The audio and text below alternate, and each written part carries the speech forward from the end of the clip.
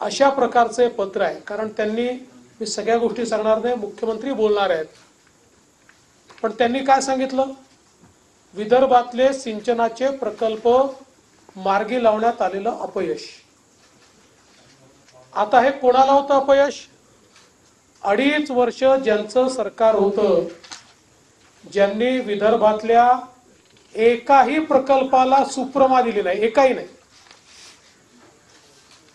ते आम्हाला सांगतायत की विदर्भाचे प्रकल्प मार्गी लागले नाही। या उलट विदर्भातल्या बहुतांश प्रकल्पांना केवळ सुप्रमाच दिली नाही, तर त्याचं काम देखील आपण सुरू केलं आणि बळीराजासारखी योजना आता जवळजवळ 87 प्रकल्प आपण पूर्ण करत आणलेले आहेत।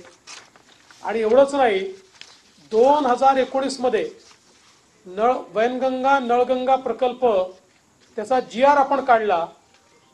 मध्यंतरी सरकारमध्ये त्याची फाईल मुंगीच्या पावला एवढी देखील हल्ली नाही।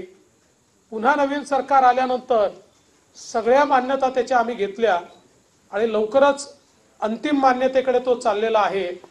आणि हे मात्र पत्रामध्ये आम्हाला प्रश्न विचारतायत, त्यामुळे दोन्ही विरोधी पक्ष नेते आणि त्या पत्रावर उद्धवजींची पण सही आहे, नाना पटोलेंची पण सही आहे, त्यांनी स्वतःला प्रश्न विचारला पाहिजे की त्यांच्या काळात विदर्भातल्या एकाही प्रकल्पाला का मान्यता मिळाली नाही, वैनगंगा नळगंगा प्रकल्पाला का मान्यता मिळाली नाही।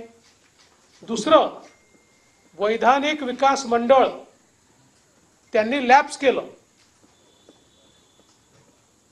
नवीन सरकार आल्यानंतर आम्ही त्याचा ठराव करून केंद्राला पाठवला आणि ते आम्हाला विचारतायत वैधानिक विकास मंडळ का नाही। पहिल्यांदा त्यांनी स्वतःला विचारलं पाहिजे की त्यांनी का लॅप्स केलं। एवढंच नाही तर मराठवाडा वॉटर ग्रिडच्या संदर्भात त्यांच्या पत्रामध्ये प्रश्न आहे। मराठवाडा वॉटर ग्रिड आम्ही सुरू केली होती, ती वॉटर ग्रिड बंद करण्याचं काम हे महाविकास आघाडीच्या सरकारमध्ये झालं आणि आता ते आम्हाला विचारतायत की वॉटर ग्रिडचं काय झालं।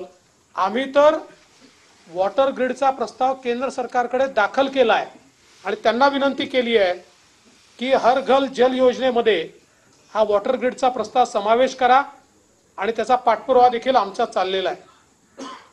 आपण जर बघितलं तर पेपर फुटीच्या संदर्भात ते बोलतायत, सर्वात जास्त पेपर फूट उद्धव ठाकरेजी मुख्यमंत्री असताना झाली आहे। जवळजवळ सगळ्याच परीक्षांमध्ये TET म्हणजे परीक्षांची नावं घ्या आणि कशा प्रकारची झाली हे आपण सगळ्यांनी बघितलेलं आहे आणि ते आम्हाला प्रश्न विचारतायत। पण निश्चितपणे त्या संदर्भात आम्ही इतक्या मोठ्या प्रमाणात परीक्षा घेतल्या, त्याचा सगळा रिपोर्ट कार्ड या अधिवेशनामध्ये निश्चितपणे आम्ही त्या ठिकाणी मांडणार आहोत। त्याच्यात ते गुंतवणूकदारांनी महाराष्ट्राकडे पाठ फिरवल्याचं सांगतायत, तेव्हा हे विसरतायत की त्यांच्या काळामध्ये 3ऱ्या-4थ्या नंबरवर गेलेला महाराष्ट्र मुख्यमंत्री एकनाथराव शिंदेजींच्या नेतृत्वात दोन्ही वर्षी नंबर 1 वर आलेला आहे आणि ते आम्हाला प्रश्न विचारतायत, हे किती आश्चर्य आहे। आणि सगळ्यात महत्त्वाचं तर वित्तीय केंद्र गुजरातला गेलं, खरं गेलं, कधी गेलं, 2012 साली गेलं।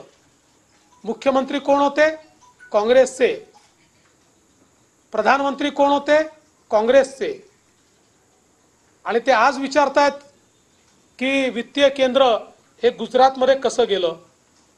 एवढंच नाही तर अनेक गोष्टी याच्यामध्ये आहेत, सगळ्या गोष्टींचा उहापोह मी करणार नाही, पण मला असं वाटतं की खोटे नरेटिव्ह तयार करण्याची एक फॅक्टरी ही जी यांनी उघडली आहे, या फॅक्टरीचा पर्दाफाश या अधिवेशनामध्ये आम्ही निश्चितपणे करू।